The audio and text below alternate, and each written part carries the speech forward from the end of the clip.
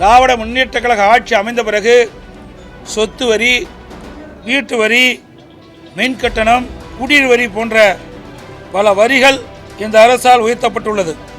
எந்தெந்த வகையில் வரி பெருக்க முடியுமோ உயர்த்த முடியுமோ அதை உயர்த்தி நாங்கள் அறிவிக்கப்பட்ட திட்டங்களுக்கு தேவையான நிதியை பெற்று திட்டங்களை செயல்படுத்தும். அது வேற வாய், இது நார வாய். அதிமுகவின் தேர்தல் அறிக்கை இன்றைக்கு வெளியாகி இருக்கு. ஆனால் இந்த அறிவிப்புகளை வெளியிட்டிருக்கக்கூடிய கட்சியின் பொதுச் செயலாளர் எடப்பாடி பழனிசாமி அவர்கள் அந்த அறிவிப்புகளுக்கு வச்சிருக்கக்கூடிய பெயர்கள் சர்ச்சையை ஏற்படுத்தியிருக்கு. அனைத்து இந்திய அண்ணா திராவிட முன்னேற்ற கழக ஆட்சி அமைந்தவுடன் ஒவ்வொரு குடும்பத்திற்கும் கருணை தொகையாக 10,000 ரூபாய் வழங்கப்படும். முக்கியமாக பல அறிவிப்புகள் திமுக அரசினுடைய திட்டங்களை ஜஸ்ட் நீட்டிப்பு செஞ்ச மாதிரி மட்டுமே தான் இருக்கு. பல அறிவிப்பு திட்டங்களினுடைய பெயர்கள் திமுக அரசின் திட்டங்களை மறு பிரதிபலிப்பு பண்ணுற மாதிரி இருக்குது. அதனுடைய ஒரு ஆல்டர்னேட் வெர்ஷன் மாதிரி தான் இப்போது அவர் வெளியிட்டிருக்கக்கூடிய அறிக்கை இருக்குது. அப்படின்றது தான் மக்கள் மத்தியில் ஏற்பட்டிருக்கக்கூடிய ஒப்பீனியனாக இருக்குது.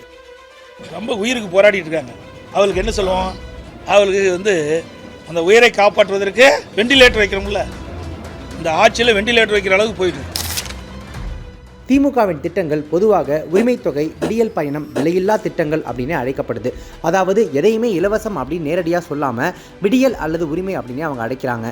இலவசத்தை கூட அது உங்கள் பணம், அதனால் உங்கள் உரிமை அப்படின்ற மாதிரி அவங்க சொல்கிறாங்க. அதே போல் மாணவியருக்கு வழங்கப்படும் திட்டத்தை கூட புதுமை பெண் திட்டம் அப்படின்னு அவங்க அழைக்கிறாங்க.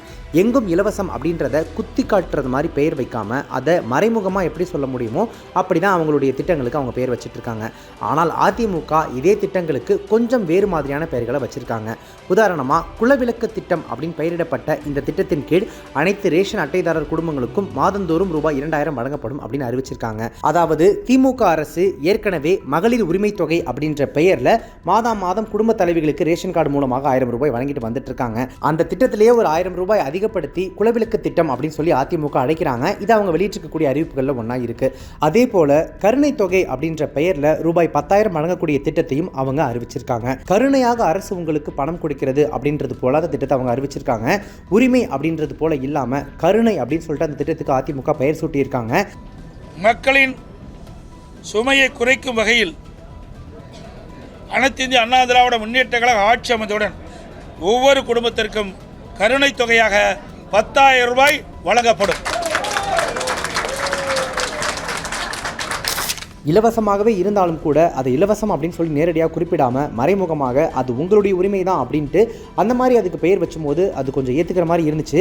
ஆனால் இப்போது அதற்கு கருணை அப்படின்னு பெயர் சூட்டி இருக்கிறது எங்களுடைய சுயமரியாதைக்கு எதிரான பெயராக இருக்குது அப்படின்னு மக்கள் மத்தியில் அந்த திட்டத்தினுடைய பெயருக்கு விமர்சனங்கள் எழ ஆரம்பிச்சிருக்கு. வரவிருக்கும் 2026 சட்டமன்ற தேர்தலை முன்னிட்டு அனைத்திந்திய அண்ணா திராவிட முன்னேற்ற கழகம் தனது முதல் கட்ட வாக்குறுதிகளை கடந்த சில வாரங்களுக்கு முன்னாடி வெளியிட்டிருந்தாங்க. அந்த வாக்குறுதிகளின்படி குலவிளக்கு திட்டம் என்று பெயரிடப்பட்ட இந்த திட்டத்தின் கீழ் அனைத்து ரேஷன் அட்டைதாரர் குடும்பங்களுக்கும் மாதந்தோறும் ரூபாய் 2,000 வழங்கப்படும். இந்த உதவித்தொகை குடும்ப தலைவிகளின் வங்கி கணக்கில் நேரடியாக செலுத்தப்படும். 2வது, நகர பேருந்துகளில் ஆண் பெண் இருபாலருக்கும் இலவச பயணம் அப்படின்னு சொல்லியிருந்தாங்க. 3வது, கிராமப்புற வேலைவாய்ப்பு திட்டத்தின் பணி நாட்களை 125 150 உயர்த்தப்படும் அப்படின்னு சொல்லியிருந்தாங்க. 4வதாக, வீடற்றவர் நகர்ப்புறங்களில் குடியிருப்புகள் வழங்குதல், திருமணத்திற்கு பிறகு மகன்கள் தனி குடித்தனம் அமைக்கும் தாழ்த்தப்பட்ட சமுதாய குடும்பங்களுக்கு தனி வீடுகள் கட்டுதலுக்கு நிதி உதவி செய்யப்படும் அப்படின்னு சொல்லியிருந்தாங்க. 5வதாக, 5 லட்சம் பெண்களுக்கு இருசக்கர வாகனங்கள் வாங்க ரூபாய் 25,000 மானியம் வழங்கப்படும் அப்படின்னு அறிவிச்சிருந்தாங்க.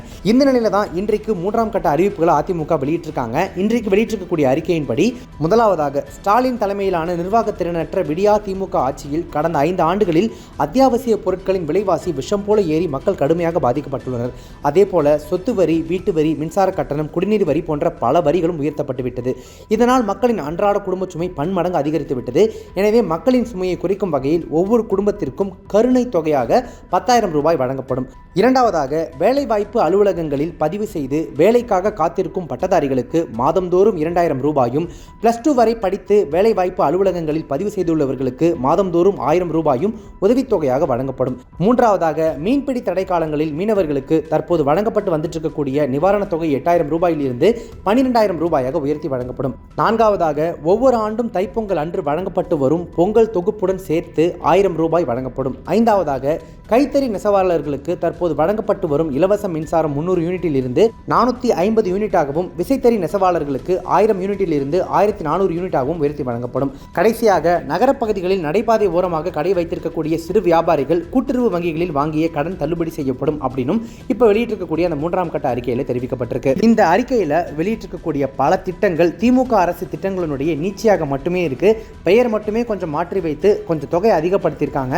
மற்றபடி அந்த ஆட்சியில் அவங்க என்ன பண்ணாங்களோ அதனுடைய நீட்சியாக தான் அதிமுக வெளியிட்டிருக்கக்கூடிய தேர்தல் அறிக்கை இருக்கு அப்படின்றது மக்கள் மத்தியில் இப்போ எழக்கூடிய கருத்தாக இருக்கு. அது மட்டும் அல்லாது ஆளும் அரசு இப்போ நிறைய இடங்களில் வரியை ஏற்றிட்டதுனால நம்ம ரொம்பவே கஷ்டப்பட்டு இருக்கோம் அப்படின்றதுக்காக கருணை தொகையாக நமக்கு 10,000 ரூபாய் வழங்குறேன்னு சொல்லியிருக்காங்க அதிமுக அரசு. ஆனால் அந்த 10,000 ரூபாய் எல்லா குடும்பங்களுக்கும் வழங்குறாங்க அப்படின்னா அதற்கான தொகையை ஈடு செய்ய அவங்களும் வரியை ஏற்ற தானே போறாங்க. அதற்கு பதிலாக உண்மையாகவே மக்களினுடைய சுமையை குறைக்கணும் அப்படின்னு நினைச்சாங்கன்னா அந்த வரி எல்லாமே அதிகமாகி இருக்கு இல்லையா, அதை எப்படியாவது கஷ்டப்பட்டு குறைச்சி விட்டாங்க அப்படின்னாலே மக்கள் கொஞ்சம் சந்தோஷப்படுவாங்க. அது இல்லாமல் இப்போ கருணை தொகையாக 10,000 ரூபாய் கொடுக்குறாங்க அப்படின்னா அதற்கான வரியையும் அதிகப்படுத்துகின்ற பேரில் நம்மளை இன்னும் சுமைக்கு ஆளாக்கிடுவாங்களோ அப்படின்றது மக்களினுடைய அச்சமாகவும் இருக்கு.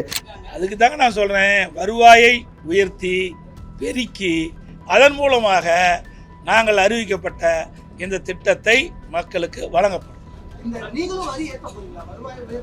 அது இப்போல்லாம் எப்படிங்க சொல்ல முடியும்? வரி ஏற்றுறாங்களா இல்லையா? நீங்கள் கேட்குற கேள்வியில் அதாவது வரி உயர்த்துறது பலர் இருக்குது, புரியுதுங்களா? இன்றைக்கு வரி உயர்த்துவதற்கு பல்வேறு வழிகளில் நிதியில் இருக்குது.